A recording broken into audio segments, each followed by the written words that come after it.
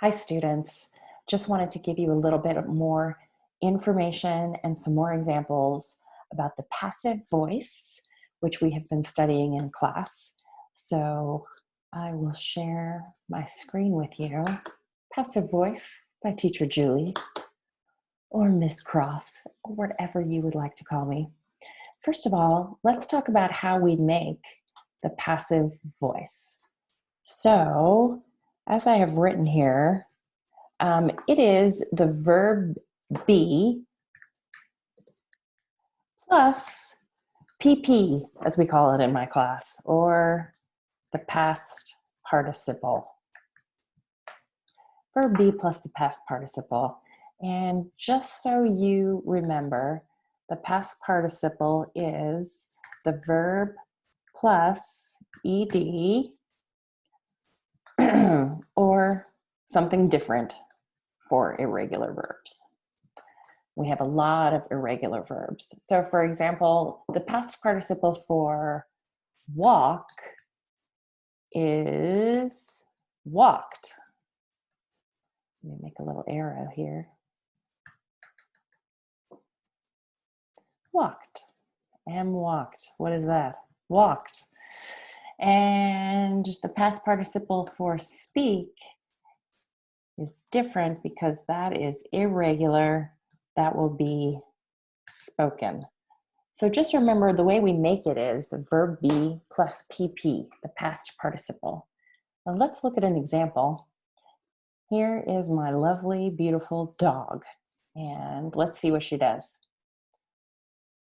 The ball is coming toward her, and she jumps, and she misses, does a flip in the air, the ball bounces, and she catches it.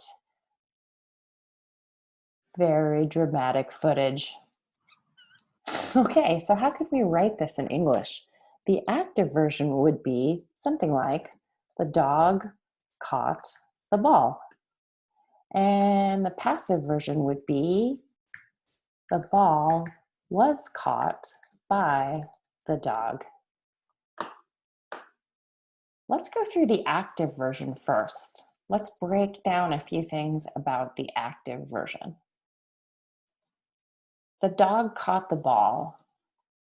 What's the subject of that sentence? If you said the dog, you are right. The dog is the doer of the action. And the verb is caught. And the object is ball.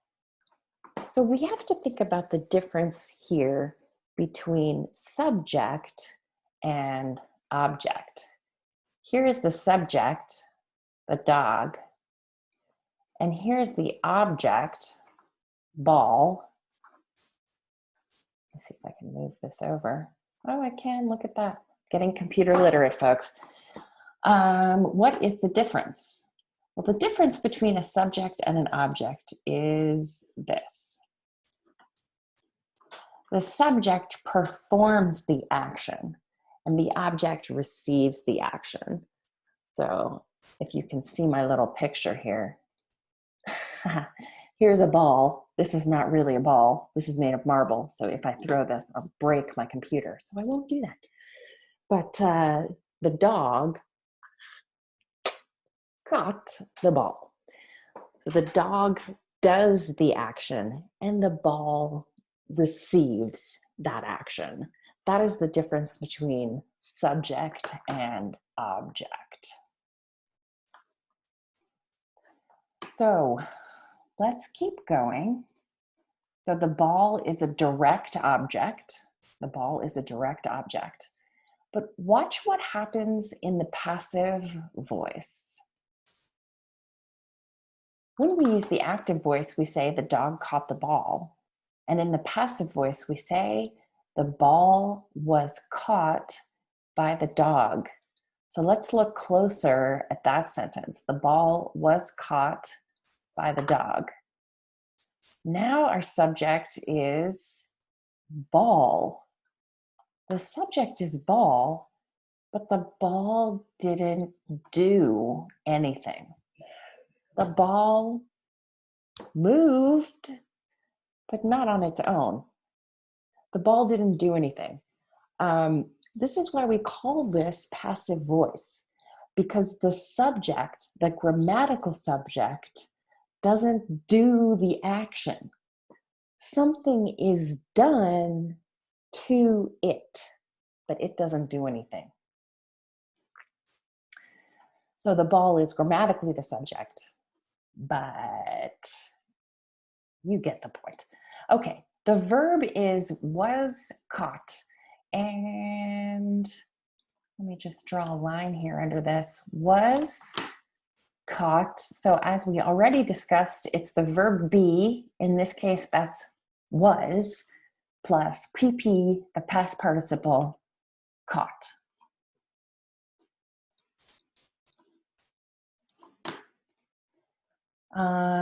So again, the passive voice is the verb be plus PP.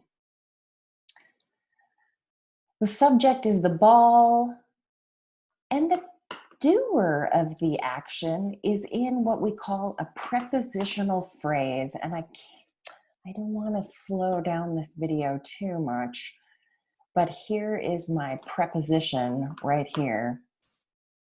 By and by the dog, all of that is a prepositional phrase. Let me circle all of that. By the dog. The dog did the action, but now he gets stuck in a prepositional phrase. And I can talk more about prepositional phrases in another video, but let's keep going for now. Okay, here's an example of passive voice where we have no idea who did the action. Someone stole my money. So the subject here is someone, and the verb is stole. When we make it passive, it looks like this.